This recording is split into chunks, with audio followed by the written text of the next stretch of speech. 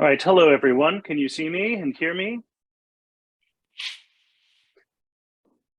Hi everyone, welcome. Thank you for joining us for today's webinar, especially on such short notice. I am Joshua Arthurs, an associate professor in the Department of Historical and Cultural Studies at the University of Toronto Scarborough, as well as the Tri-Campus History Department and the Center for European, Russian, and Eurasian Studies at the Monk School. I'd like to thank CERES, the center, for hosting and supporting the event, and especially I'd like to thank Daria Glaskova of CERES for her assistance in orchestrating this panel on such short notice. Our webinar today gives us the opportunity to explore Italy's recent election, which was held on September 25th.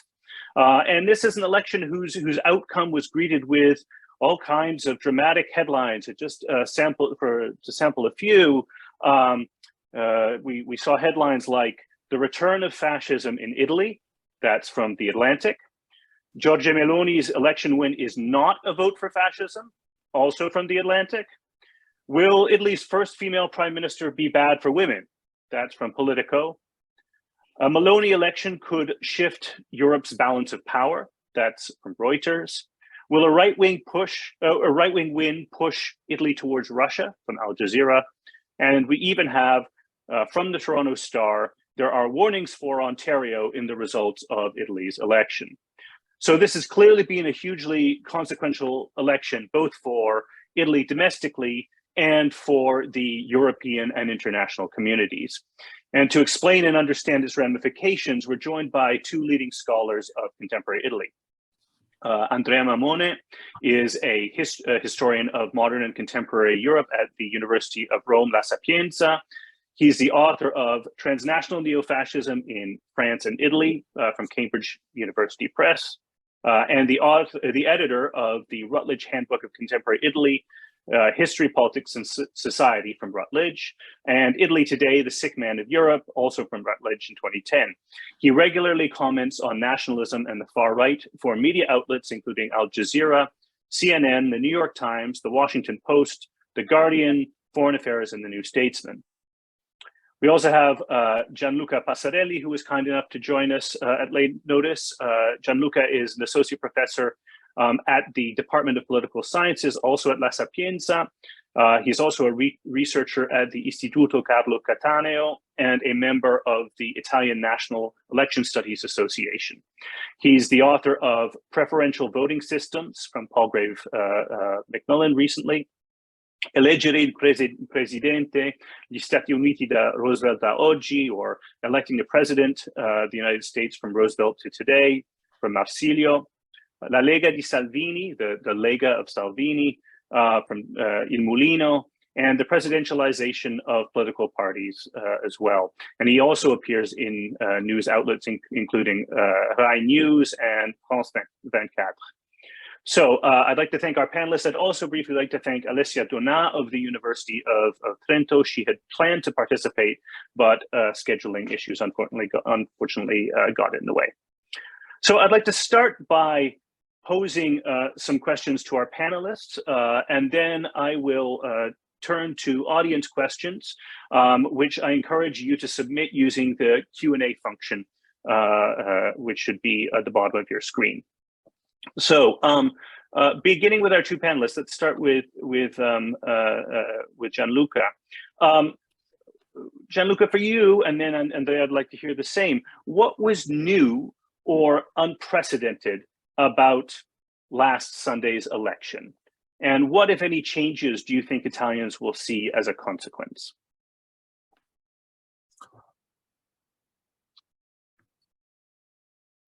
I'm very skeptical in using the word and the concept of historical and exceptional. I think is misleading, because every time there is an election, there is this attitude to focus on something new, something unprecedented. I think that we should say exceptional about what? So there is no an election per se that is exceptional. So if we consider some indicators, then we can have some more sophisticated analysis. For example, if we consider the turnout, of course, this is something new. For the first time since 1948, the first election, the first legislative elections, this is a very important data. But again, if we consider these data compared to other European, let's leave aside the US and Latin America, but we compare the European context, still Italy has the highest level of electoral participation. If we consider the countries where voting is not mandatory. In terms of the size of the victory of the center-right, I think there is nothing new. Again, I will not underrate, but I would try to reasoning because here we are not in a context of journalists, where they want the news, they have to inform the audience in London, so they have to have these highlights where they say, okay, Mussolini's fellow who won the election. I think this is not our case. I think we have to go deeper because this is our job. So if we consider the two aggregates in terms of votes, both percentage and absolute numbers, the apples that they got, center-right confirmed the social, electoral, and political bloc since 1994, when Berlusconi took the field. So that is something structural. What is new? I mean, it is the true, to answer to your question, the true difference is the result of Brothers of Italy. With a note that the first increase of votes came from within the center-right. So it's something that we already analyzed in the past. This balancing within the center-right. For example, in 2008, just for the international audience, when Berlusconi created this new party, merging the two previous parties, like Forza Italia and National Alliance, which was the previous party from where Brothers of Italy born, many of these voters were unhappy with that. So they moved to the Northern League because at that moment the League was occupying the far right. So now it happened the opposite. 1/3 of the Northern League voters moved to Brothers of Italy. So I will not again underrate this result, but I would suggest to try to disentangle from different perspectives. So if so, we can see if there is something historical or not. Mm-hmm. Then, but here there is my friend and colleague Andrea Mammone that knows better than I do. From a really historical point of view, I think that the footnote you will put in this book of history of Italian politics is the fact that probably Meloni would be the new president of the Council of the Minister. So this is very new because it's the first woman to take this role. Absolutely. So right. Yeah. Go ahead, please. Okay, well, and we can pick up, I think, along. I want to pick up on several of those issues. Andrea, do you? So Gianluca has made the point that there have been center-right coalitions that have formed recent governments in Italy. I certainly remember that after the 2018 election and the success of the Lega, there were also headlines saying fascism has returned and is back. So do you agree with Gianluca that this is sort of just a kind of continual shifting of the same vote under different umbrellas, or do you see some kind of distinct development as having occurred here? No, I agree with him in the sense that, I mean, we firstly need to assure people in Ontario probably that, there will be no revolution coming and influencing. I think that, much of this has to do with the fact that we are in the centenary of the March on Rome. And I mean, this is a huge irony or paradox, it depends, the way that you look at it. And I think that, so having someone in the centenary of the March on Rome in Italy, winning the election, coming from a neo-fascist tradition, that is the really big news. I mean, this is why Italy, I mean, this election has been covered from India to, I don't know where, but, like tons of people, China, tons of people are trying to comment or asking an expert to make a comment on this. So, I think that this is the big news is exactly this one. So in this historical moment, in a centenary, in a so important centenary, we have someone that, like people abroad wouldn't expect. Plus, I think that, just for people studying probably the Italian far right, it will be the first time that someone coming from the tradition of the MSI, the Italian social movement, the neo-fascist movement, will be actually leading a governmental coalition. So maybe it's the end of the story or the beginning of a new one. But on the other hand, I also share with Gianluca this idea that, numbers are numbers. Now, like we cannot make any claim about, those people not voting, why and where they would cast their vote in the future. But I mean, it's pretty clear that Berlusconi is losing ground. The League has been losing ground before the League was gaining the Berlusconi's votes, more or less in terms of share. And now it's Giorgia Meloni. So these are the people who, maybe some of them, they would have voted for the five-star movements in the past, like a sort of protest vote, maybe some of them. But at the end of the day, I think that, this is a core electorate of the, widely speaking, Italian center-right.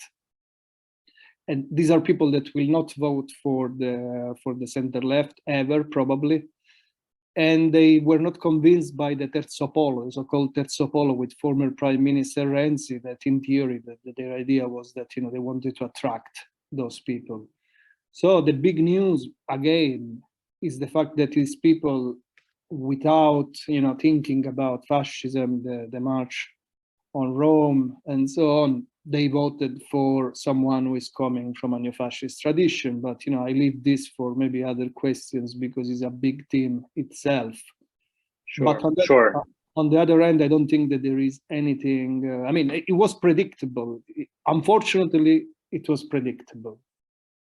Right. Thank you. Yes, and I think we do need to unpack a little bit the relationship between fascism, neo-fascism, and its contemporary expression in Fratelli d'Italia, the Brothers of Italy. Just to talk a little, just to stay on the election itself for a moment, maybe you can both comment a little bit on what you think the factors behind the Brothers of Italy's success were, starting with Meloni herself, perhaps. As Gianluca mentioned, she is widely anticipated to be Italy's first female prime minister. And I wonder, if we can talk about that significance and what it expresses about gender politics in Italy today. I find that that's while it is a fact that is noted, it is not often foregrounded in the commentary as an important component of this election. So what role did gender play in this election?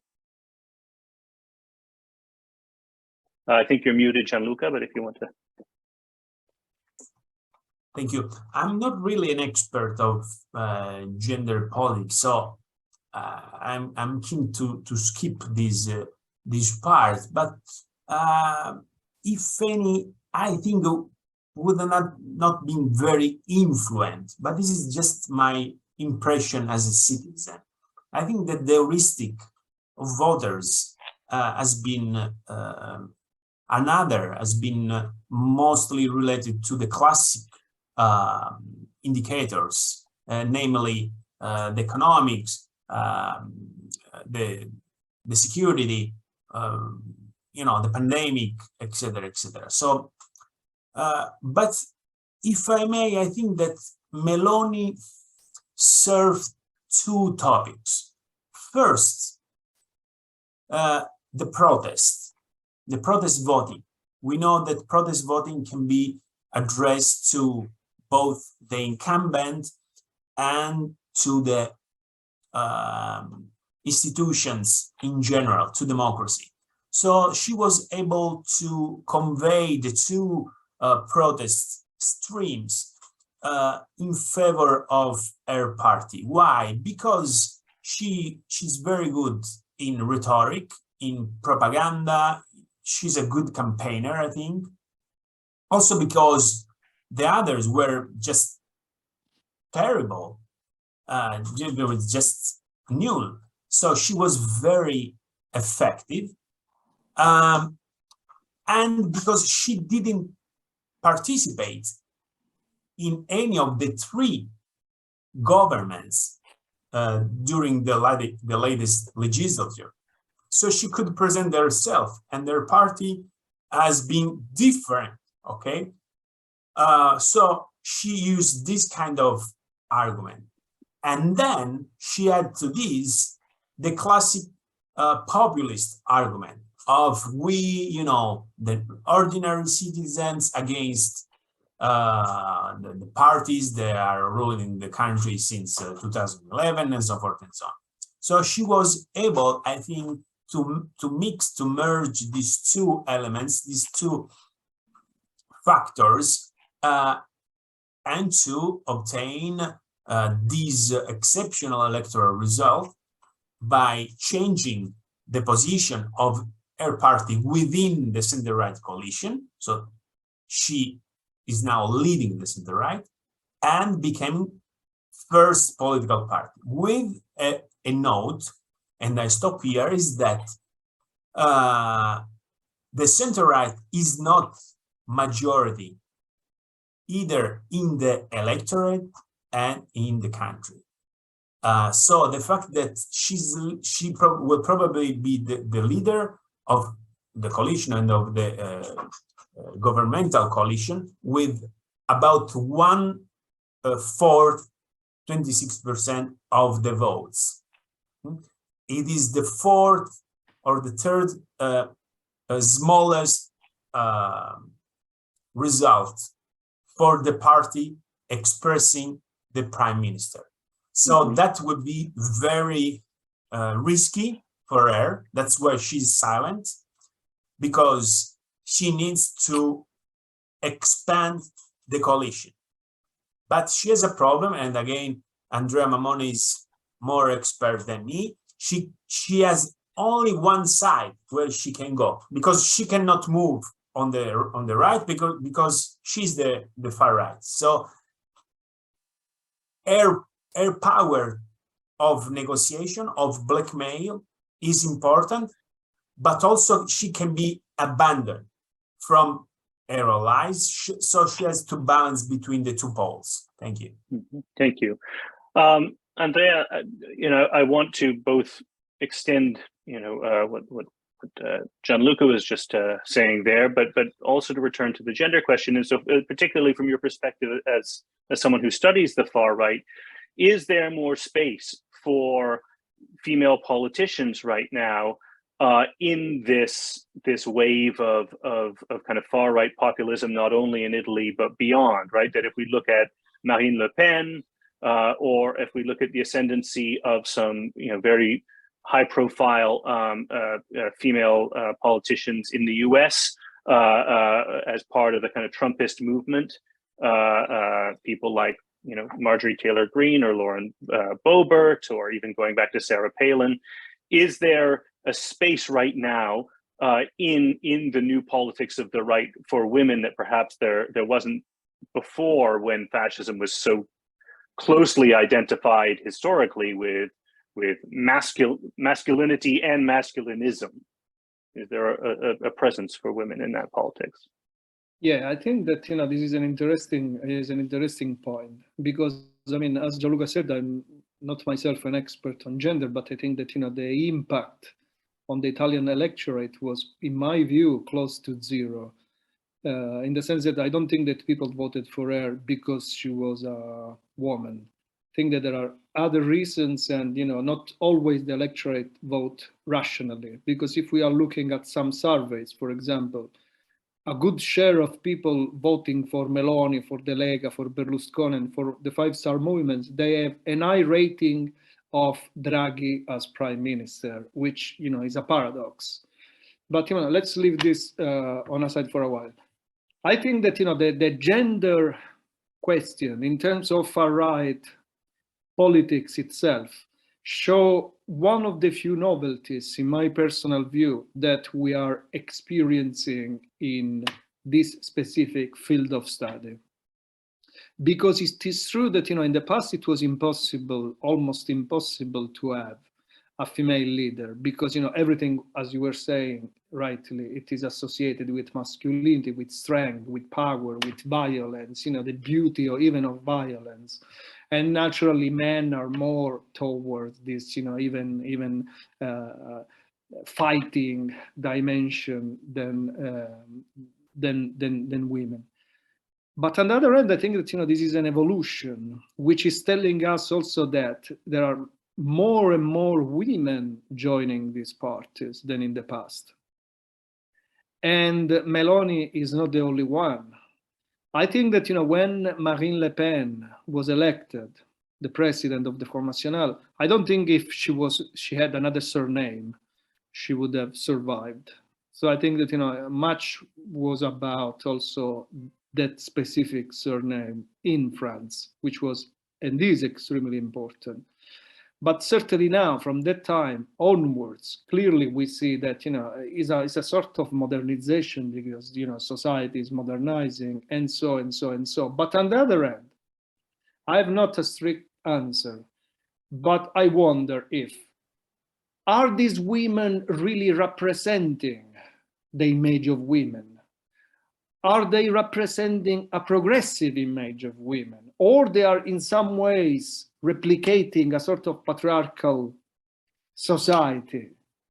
I mean, because when I hear from Palin to Le Pen to Meloni and others talking about abortion, talking about some social right for women and so on, are they really representing women, or they are representing a traditionalist ideology?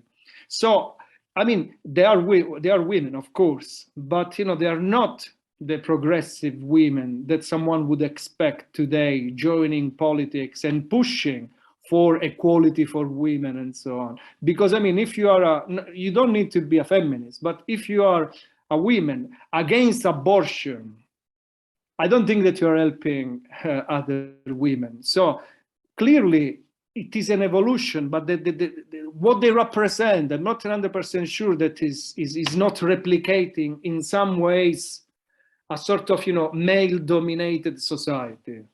Mm-hmm. To sort of extend some of these ideas, what role do either of you think that sort of quote unquote social issues, not only in terms of Meloni's gender, but in terms of LGBT issues and the so-called LGBT lobby that Meloni kept attacking, immigration and race? What was the function of that in this election? Was it simply that the big blocs were assuming their usual positions, or did that have a formative effect on voters?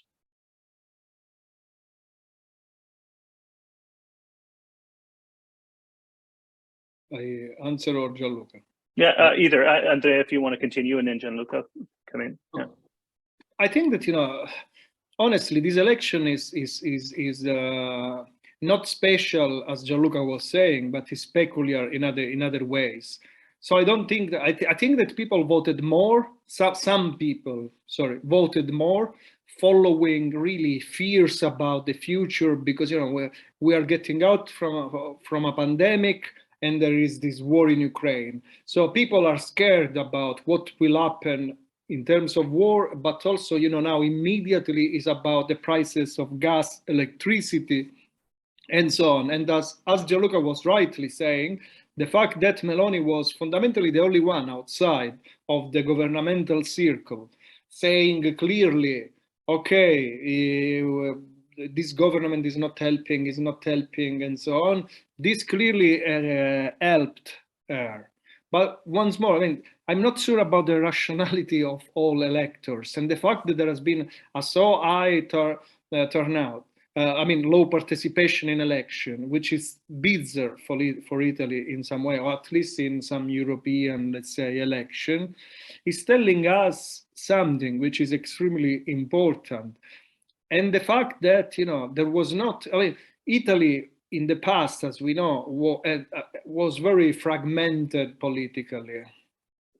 Then with, after Tangentopoli, with the so-called, fall of the First Republic, the Second Republic, now the creation of the Second Republic, we were used to have two blocks. So it was easier in some ways for the two blocks to challenge each other. Now, we have no two blocks anymore. This time we had even probably 4 competitors. And at the end of the day, one competitor was like, one competitor was the center-right bloc. And the 3 others fundamentally were fighting for the same electorate in some ways. So, it has been extremely easy for Meloni and Berlusconi and Salvini, despite the gaffes and so on, to win against such fragmented opposition, because as Gianluca was saying, it is a majority because, of course, they gain more votes and so on. But if we look at numbers, really, you are going to lead a country with probably, I can't remember exactly, but maybe 7 million of people voting for you out of 50 and probably more. So, I don't think that, there were many issues that really helped them. Simply, they got their traditional electorate in some ways, while the other lost. In many ways, they lost, because, the Partito Democratico lost tons of votes that, people not voting or casting vote to someone else. So I don't even think that, I think that to specifically answer your question, the social issues, like, the anti-LGBT and so on, that is a message for their own electorate, to make sure that, they were the ones that they were saying, we are for a traditional society, we are against these people, and, for our voters need to know that. But I don't think that she has convinced anyone outside of that specific box to vote for them, to saying, against abortion, against everything that they are doing. Gianluca, do you want to add to that? Yeah. Yesterday I wrote an article for a newspaper. I don't know if they will be so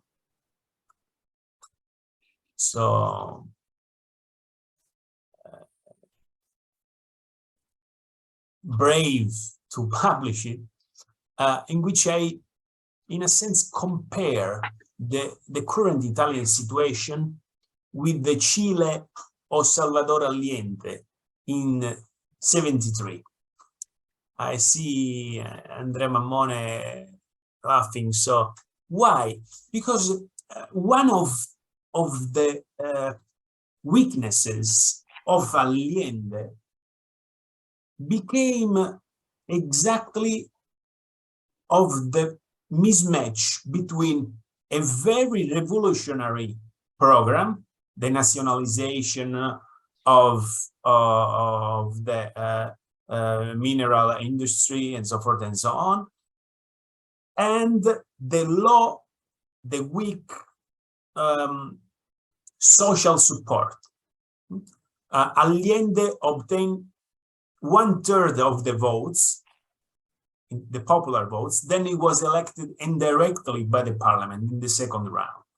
So, and this is also, if I may add my 2 cents to Bianca Costantino's question. So Meloni, I think she has to behave normally. She cannot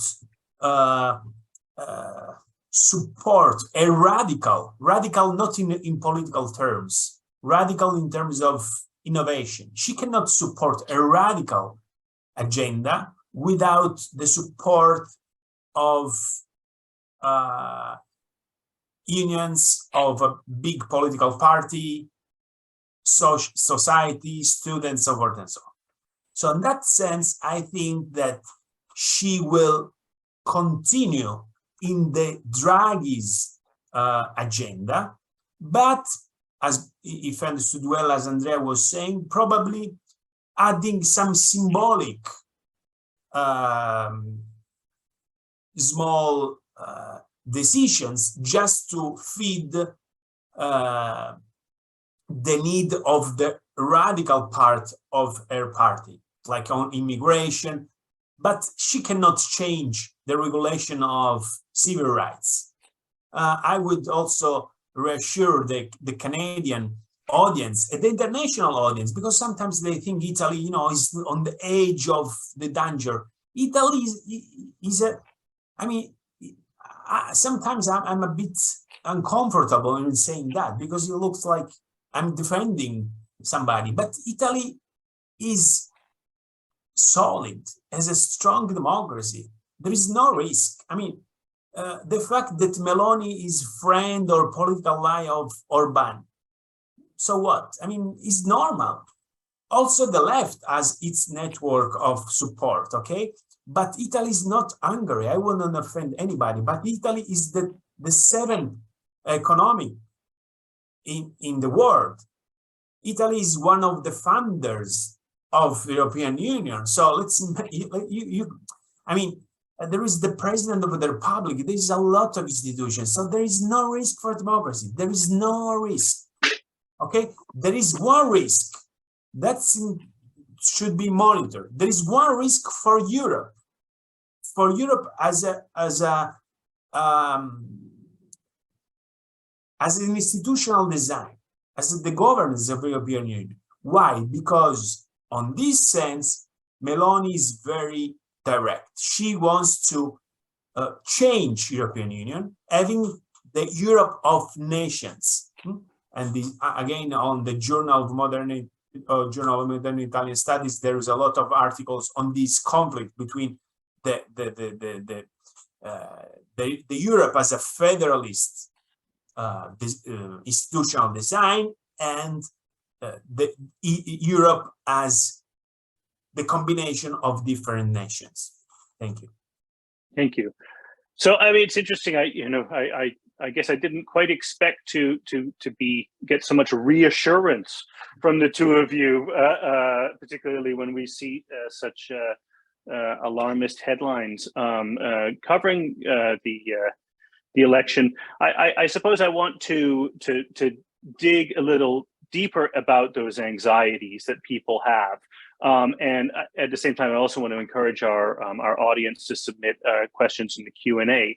And thank you, Bianca Costantino, for your question. So what role does sort of fascism play in this equation? And here maybe we need to draw distinctions between when are we talking about memory of fascism, of evoking the history and legacies of fascism, of using its symbols. Many commentators have noted the use of the tricolor flame, for example, associated with the Italian social movement. So when are we talking about essentially an exploitation of the memory of fascism? And when are we talking about designating Brothers of Italy as a neo-fascist party, and what do we need to be thinking about fascism? How should we be thinking about fascism in this context? Andrea, probably the person to comment on this first. Okay, so I think that, I don't want to reassure in a way that, because I was, for example, convinced that Brexit was not happening, and then it happened. So, I'm not probably the best one in making prediction, but I think that, it would be much more dangerous if Trump win again an election in the US, I have to say. But, leaving this aside for a while, one of the problems with Brothers of Italy, in my view, is exactly what you were saying about fascism. So, first thing that I want to say is that, fascism, in my view, has never disappeared, at least as a set of ideas and cultures. But fascism, in some ways, had to readapt in the post-war years. So, if I correctly understand, for me, there is this, quite wide party family called far right. Some people call it extreme right, radical right, populist right, and so many others. I believe that, Giorgia Meloni is 100% within the far right field. So 100, nothing to do with conservatives and so on. But if we look at the history of her party, there is clearly a neo-fascist tradition. So will they bring fascism again? No, they can't. Probably some of them they would like, because if you have a statue of Mussolini in your own office, there is certainly something wrong, at least with your understanding of democracy, because you cannot, pay homage to a dictator and then believe that you can be a Democrat. But leaving this for a while, I think that, one of the things that they will keep doing is like, they will keep doing fascist salutes, because they were trying to stop it, but they couldn't resist in some ways, simply because this is what they do. This is what people within Brothers of Italy, they do, because is their history telling us that. But this history is also linked with the memory of fascism in Italy today, which probably for many people, I fully understand, is not the main problem, because there are much bigger problems. But this is telling us that fascism, the memory of what happened in the interwar years, has been fully normalized in Italy. So for someone who was previously voting for Silvio Berlusconi, now is not a problem voting for someone who has a flame recalling to the neo-fascist Movimento Sociale Italiano, and the same flame was recalling Benito Mussolini and interwar fascism. But here we have problems with the mainstreaming of these ideas, because Silvio Berlusconi was one of the people starting also politically this legitimization and normalization of fascism in Italy.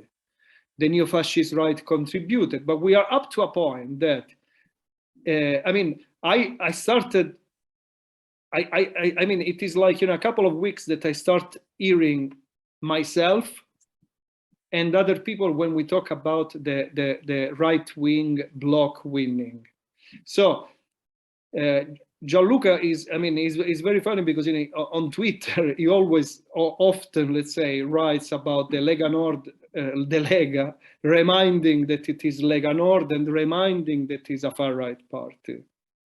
But still, Gianluca and I, we talk about the center-right coalition, which in my view is not really a center-right coalition technically. It is a far-right coalition with a junior partner, but we are so within this terminology that many times I need to correct myself when I talk and saying, well, no, it's not. Because you cannot say that this is a center-right coalition when you have 26, 8, 8, 0.1. It is the 26 plus 8 leading eventually the coalition, which is a far-right coalition. But even far-right has been normalized, because if people like Gianluca and Italy have to insist a lot in reminding people that the Lega is a far-right party, that is the problem. This is the legitimization of fascism, far-right, and so on.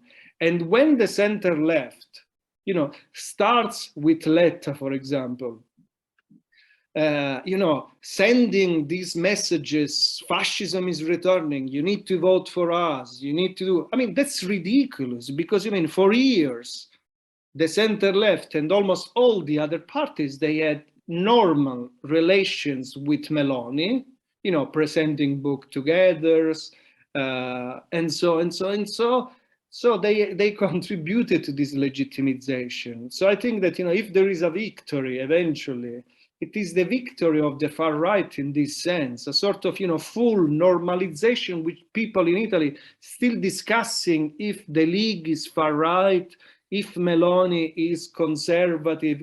And even in Europe, the European People's Party, so the party family leading the European Union, I mean, they are still convinced in some ways that Berlusconi can be a source of moderation within a far-right bloc. So that is my view. I mean, these are, problematic issues that may probably last more than a single law that Meloni will do against, I don't know, LGBT or other things. Is this normalization has nothing happened? Because this is not starting now. It started in the 90s. So we are talking about decades where Ignazio La Russa was a normal politician, where Mussolini, Alessandra Mussolini was a normal politician, as nothing happened, as a granddaughter of Adolf Hitler was in Merkel party in Germany, and normalized, legitimized, banalized, glamorized. Gianluca, I want to hear your thoughts as well, but I guess I'd also like to see if I can build in one of our questions from the audience. Shaina Sharma asks about the rights of Roma people in Italy and the impact that this election will have on them. And maybe so, the connection I see is we often talk about the return of fascism in this very macroscopic, historical, party political way. I'm wondering if we are seeing the ascendancy of the far right, whatever it calls itself, how is that playing out, shall we say, on the streets, right? There are certainly during the election episodes of racist violence that's happened in successive Italian elections, and that vulnerable communities like the Roma are under particular pressure in this environment. So, A, do you think, how would you diagnose this question of the far right and fascism? And B, is it having an effect on the way that people live their lives, and particularly communities in vulnerable situations? I totally agree with Andrea Mammone on his analysis, so I do not add anything. Because I think that before the electoral change, there has been a cultural change. It is clear that the barriers has been overcome during the last 30 years, since Berlusconi's won the elections. So let's remember only when Berlusconi and the European Parliament named at the time president of the Socialist Party, Schulz, the German Social Democrat, as capo. Capo, as for our audience, was one of the guardian of the Nazis camp. Okay, so this is just to give an idea. And I think that these comments that we see on newspaper, etc., on the, and Andrea is right again, on the diplomatic circle, because they don't know Italy. They don't know Italy, they don't know the Italian politics, they don't know Italian society. Because in 1999, when in Austria, Horst Haider went to the government, there was a general revolution, a general stop. Okay, Austria was banned for several months. That did not happen for years when Berlusconi government together with the National Alliance, the Neo-Fascist Party, and the Northern League. Why? Because they understood that Berlusconi was a moderate, and they accept Berlusconi within the European Popular Party. Why? Because they need the MPs that Berlusconi had, because more MPs meant more money, more positions. So this is the real things happen. So again, and this is China, Sharma, and fear in a sense, or comments. I think there was no particular risk because police is not under the control of the government, unless indirectly. So there are some part of, as everywhere in the world, that on the police they are a bit racist, etc., etc. But the middle military that controls the army and the police, they are truly democratic. But we cannot exclude single events. I would just refer to something that happened to me at the 9 elections this year. I was commenting on BBC, and it was midnight. So I said to a colleague, let's go through the city to see how they celebrate. The city was literally empty because there was a clear command from the Brothers of Italy headquarters to stop any kind of party. Because, as Andrea said, there was the risk of Dr. Strangelove to use the fascist salute. Okay, so this is Meloni, which is a positive in a sense, attempt to legitimize yourself to other governments. And finally, on Fiorella Foscarini, and then I'm sorry, but I have to leave. How likely it is that Salvini or Berlusconi will weaken the right government from inside? I think this is kind of wishful thinking, because that will not happen soon. There will be a negotiation, there will be some fighting, but in the end, the center right is always able to make an agreement, despite the center left that is always able to make a disagreement. So they will not. But in the middle long term, that probably will affect, especially not Berlusconi, but Salvini. So if you will see that staying in the government will pay a negative tribute to the electoral strength, probably they can start to negotiate something more. Thank you.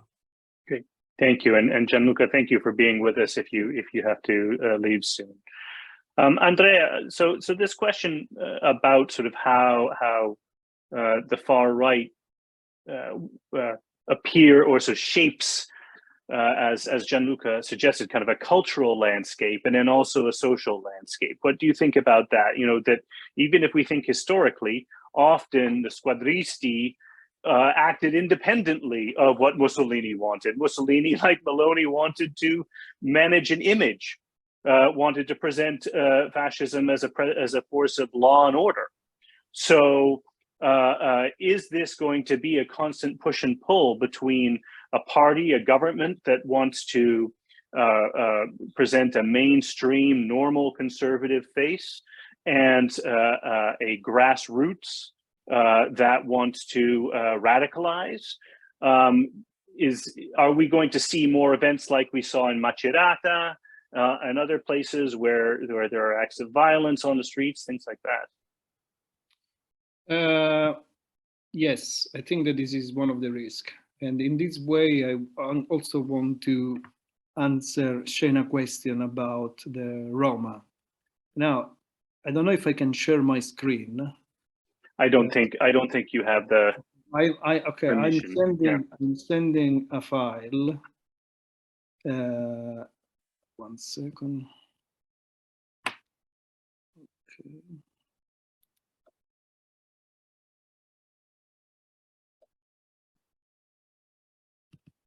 Should be the right file. Okay.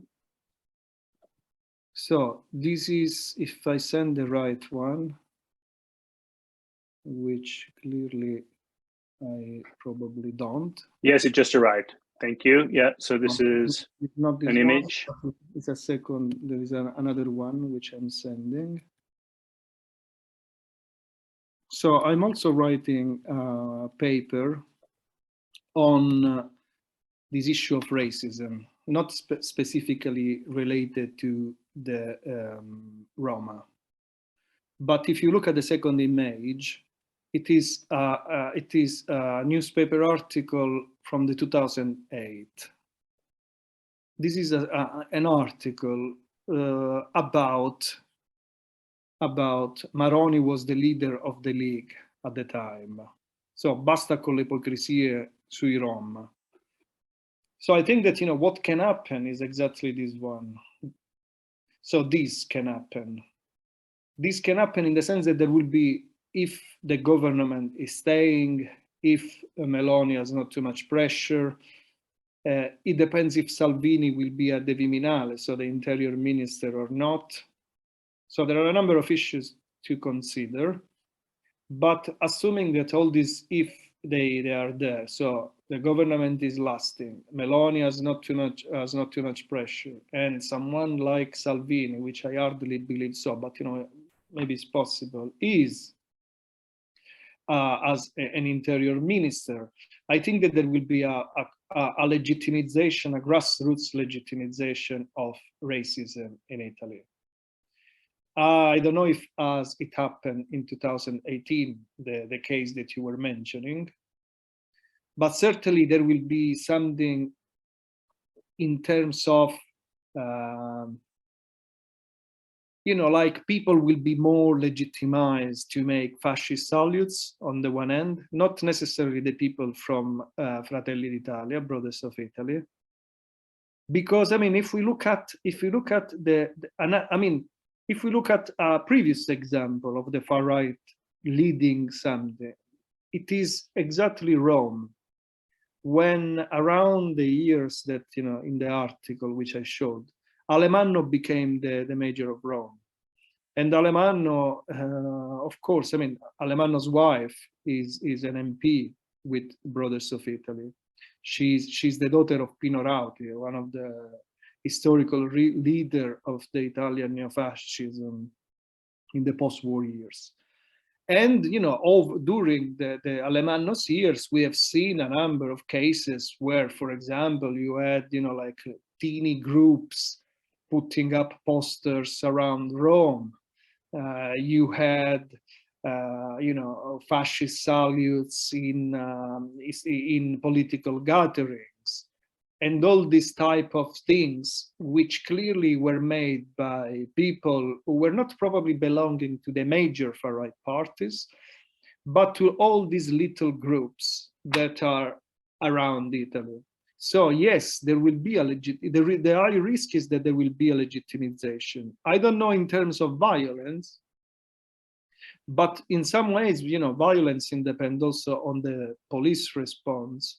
What we are seeing today is that, you know, the police is trying to push people protesting against Meloni away, which is, in my view, very problematic as an approach. But well, we shouldn't forget that a couple of years, some times ago, I mean, not centuries ago, it was last year actually, Forza Nuova, one of these, you know, neo-fascist, openly fascist groups in Italy, they broke into the CGL, the main trade union in Italy,